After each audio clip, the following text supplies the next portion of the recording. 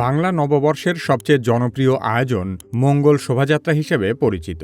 কিন্তু সাম্প্রতিক বছরগুলোতে মঙ্গল নামটি নিয়ে ব্যাপক বিতর্ক তৈরি হয়েছিল। সে কারণে গত বছর মঙ্গল শোভাযাত্রার নাম পরিবর্তন করে রাখা হয় আনন্দ শোভাযাত্রা। কিন্তু তারপরও বর্ষবরণের এই আয়োজনকে ঘিরে বিতর্ক থামেনি। তাই আবারও এর নাম পরিবর্তন করে রাখা হয়েছে বৈশাখী শোভাযাত্রা। এই শোভাযাত্রার নাম হবে বৈশাখী শোভাযাত্রা। কিন্তু সত্যিকার অর্থে এবারও বিতর্ক কমার বদলে আরও বেড়েছে। মঙ্গল শোভাযাত্রা কিভাবে শুরু হয়েছিল, এই আয়োজনের নাম কিভাবে বারবার পরিবর্তন হয়েছে এবং শোভাযাত্রার নাম নিয়ে এত বিতর্ক কেন, সে সম্পর্কে আলোচনা করা হবে কি কেন কিভাবে এই পর্বে।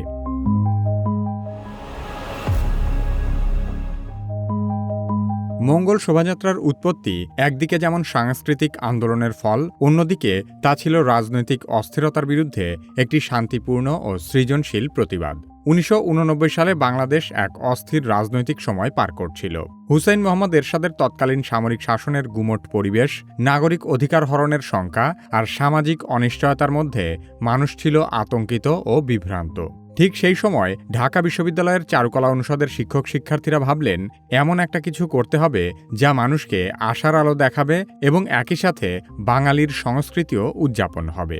ইতোপূর্বে ১৯৮৬ সালে চারুপীঠ নামের একটি বেসরকারি প্রতিষ্ঠান যশোরে প্রথমবারের মতো নববর্ষ উপলক্ষে আনন্দ শোভাযাত্রার আয়োজন করে।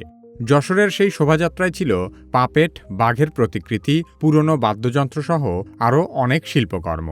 শুরুর বছরেই যশোরের শোভাযাত্রা আলোড়ন তৈরি করে। ১৯৮৯ সালে যশোরের সেই শোভাযাত্রার আদলেই ঢাকার চারুকলা থেকে শুরু হয় বর্ষবরণ আনন্দ শোভাযাত্রা। এরপর প্রতি বছরই চারুকলার শিক্ষার্থীরা একে আরও বেশি রং, শিল্প ও বার্তায় সমৃদ্ধ করতে থাকে। একসময় এটি ঢাকার নববর্ষের সবচেয়ে গুরুত্বপূর্ণ অংশ হয়ে ওঠে। শুধু তাই নয়, পরবর্তীতে দেশের বিভিন্ন শহরেও এ ধরনের শোভাযাত্রার আয়োজন শুরু হয়। তার মানে মঙ্গল শোভাযাত্রার সূচনা লগ্নে এর নাম ছিল আনন্দ শোভাযাত্রা। কিন্তু ৯০-এর দশকের স্বৈরাচার বিরোধী আন্দোলনের পটভূমিতে অমঙ্গলকে দূর করে মঙ্গলের আহ্বান জানিয়ে এই আয়োজনের নাম দেওয়া হয় মঙ্গল শোভাযাত্রা। তারপর থেকে প্রায় ৩ দশক ধরে আয়োজনটি মঙ্গল শোভাযাত্রা নামেই জনপ্রিয় হয়ে ওঠে। এটি শুধু বাংলাদেশেই নয়, আন্তর্জাতিক পরিমণ্ডলেও বাঙালি সংস্কৃতির প্রতীক হয়ে ওঠে। সে কারণে ইউনেস্কো ২০১৬ সালে মঙ্গল শোভাযাত্রাকে intangible cultural heritage of humanity বা অধরা সাংস্কৃতিক ঐতিহ্য হিসেবে স্বীকৃতি দিয়েছিল। মঙ্গল শোভাযাত্রা যতই জনপ্রিয় হয়েছে, তার সাথে পাল্লা দিয়ে বেড়েছে বিতর্ক। সে কারণে ২০২৫ সালে মঙ্গল শোভাযাত্রার মূল আয়োজক প্রতিষ্ঠান ঢাকা বিশ্ববিদ্যালয়ের চারুকলা অনুষদ মঙ্গল শোভাযাত্রার নাম পরিবর্তন করে রাখে বর্ষবরণ আনন্দ শোভাযাত্রা। মঙ্গল শোভাযাত্রার নাম বদলের সেই ঘটনায় বাংলাদেশের সাংস্কৃতিক জগতে বেশ আলোড়ন তৈরি হয়। কিন্তু চারুকলা অনুষদের পক্ষ থেকে বলা হয়, এটি কোনো নতুন নামকরণ নয়, বরং পূর্বের আনন্দ শোভাযাত্রা নামের পুনরুদ্ধার।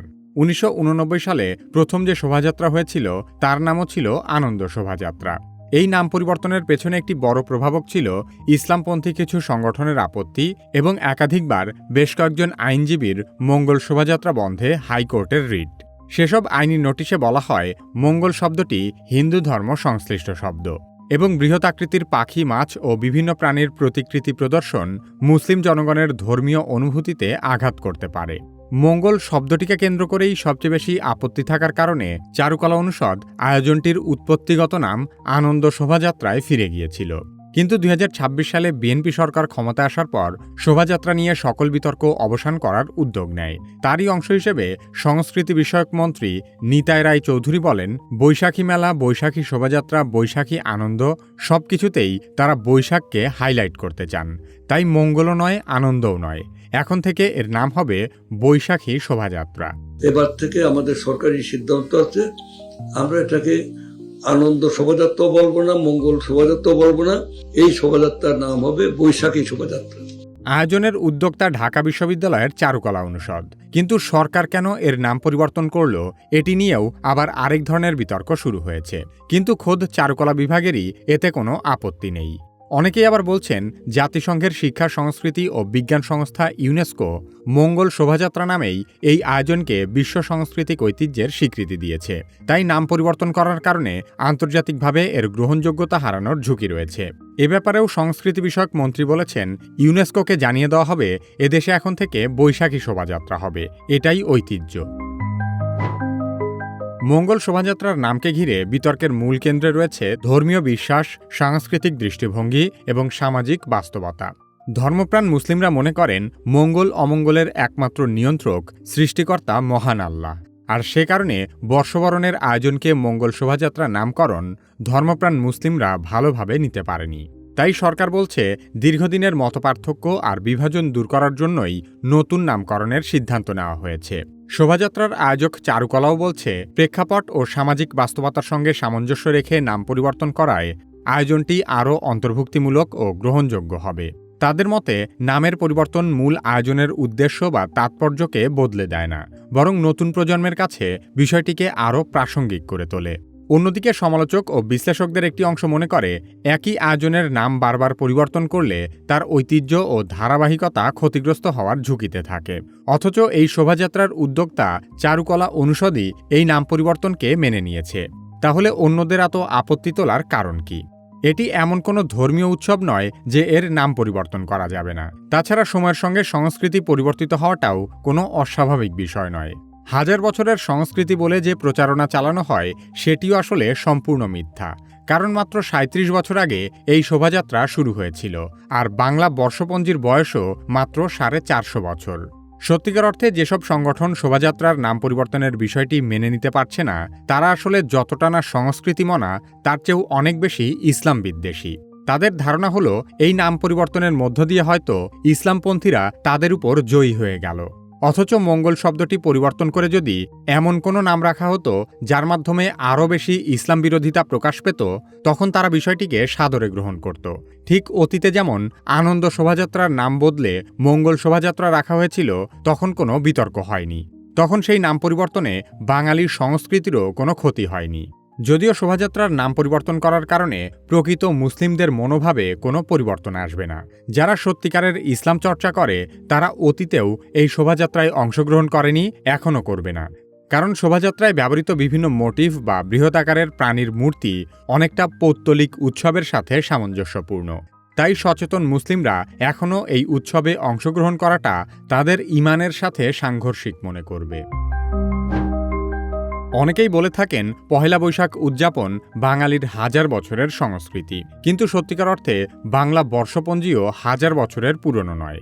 ২০২৬ সালে আমরা ১৪৩৩ বাংলা নববর্ষকে স্বাগত জানাচ্ছি। তার মানে এই নয় যে বাংলা বছর গণনা ১৪৩৩ বছর আগে শুরু হয়েছিল। বাংলা বছর গণনা আসলে ১ থেকে শুরু হয়নি, শুরু হয়েছে ৯৬৩ থেকে। সে হিসেবে বাংলা বর্ষপঞ্জির বয়স মাত্র ৪৭০ বছর। শুনতে খানিকটা অবাক করা হলেও এর পেছনের ইতিহাসটা জানলে বিষয়টি পরিষ্কার হবে। ভারতবর্ষে মুঘল সাম্রাজ্য প্রতিষ্ঠার পর থেকে হিজরি পঞ্জিকা অনুসারে খাজনা আদায় করা হতো, কিন্তু হিজরি সন চাঁদের উপর নির্ভরশীল হওয়ায় কৃষি ফলনের সাথে তার কোনো মিল ছিল না। ফলে অসময়ে কৃষকদের খাজনা পরিশোধ করতে বাধ্য করা হতো। খাজনা আদায়ের সুবিধার জন্য মুঘল সম্রাট আকবর বাংলা সন প্রবর্তনের উদ্যোগ নেন। তিনি মূলত এই অঞ্চলে প্রচলিত প্রাচীন বর্ষপঞ্জিতে সংস্কার আনার আদেশ দেন। সম্রাটের আদেশ মতে তৎকালীন বাংলার বিখ্যাত জ্যোতির্বিজ্ঞানী ও চিন্তাবিদ ফতেউল্লাহ সিরাজি সৌরসন ও আরবি হিজরি সনের উপর ভিত্তি করে নতুন বাংলা সন গণনার বিষয়টি সমন্বয় করেন। ৯৯৩ হিজরির ৮ই রবিউল আউয়াল বা ১৫৮৪ খ্রিস্টাব্দের ১০ই মার্চ বাংলা সাল গণনা শুরু হয়। তবে এই গণনা পদ্ধতি কার্যকর করা হয় সম্রাট আকবরের সিংহাসন আরোহণের বছর ৯৬৩ হিজরি বা ১৫৫৬ সালের ৫ই নভেম্বর থেকে। সে সময় ৯৬৩ চন্দ্রসনকে ৯৬৩ বাংলা সৌরসনে রূপান্তরের মধ্য দিয়ে বাংলা বর্ষপঞ্জির যাত্রা শুরু হয়। তার মানে বর্তমানে প্রচলিত বাংলা বর্ষপঞ্জির প্রথম বছরটি ছিল ৯৬৩, কিন্তু যেদিন এই বর্ষপঞ্জি কার্যকর করা হয় সেদিনও এটি ছিল ৩০ বছরের পুরনো। কারণ বর্ষপঞ্জি গণনা শুরু হয়েছে ৯৯৩-তে, কিন্তু এর উৎপত্তির বছর ধরা হয়েছে ৯৬৩-কে, কারণ ওই বছর সম্রাট আকবর সিংহাসনে আরোহণ করেছিলেন। প্রথমে এই সনের নাম ছিল ফসলি সন, পরবর্তীতে বঙ্গাব্দ বা বাংলা বর্ষ নামে পরিচিত হয়। ফতেউল্লাহ সিরাজির বাংলা সাল প্রবর্তনের ভিত্তি ছিল হিন্দু সৌরপঞ্জিকা।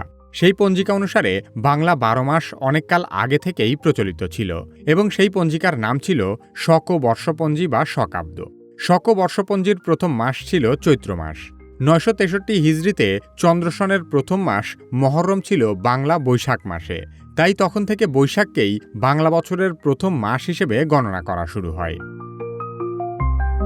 বর্তমান সময়ে এআই না শিখলে আপনি নিশ্চিতভাবেই পিছিয়ে পড়বেন।